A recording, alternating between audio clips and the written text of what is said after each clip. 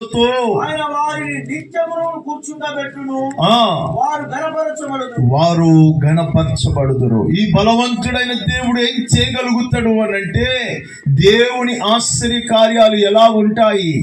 బలహీనులైన వారిని దేవుడు కూర్చోబెట్టగలిగిన స్థితి కలిగిన వాడని దేవుడు వాక్యం తెలియజేస్తుంది. విశ్వాసి, ఈ రాత్రి నువ్వు ఏ దేవుని ఆరాధించడానికి వచ్చావు అంటే, బలవంతుడైన దేవుని నువ్వు ఆరాధించడానికి వచ్చావు. దేవుడికి స్తోత్రం కలుగును. హల్లెలూయా, హల్లెలూయా.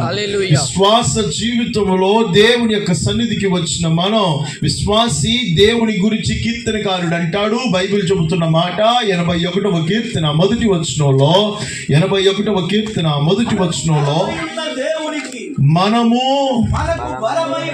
మనకు బలమై ఉన్న దేవునికి ఆనందగానము చేయుడి. గట్టిగా దేవుడికి స్తోత్రం.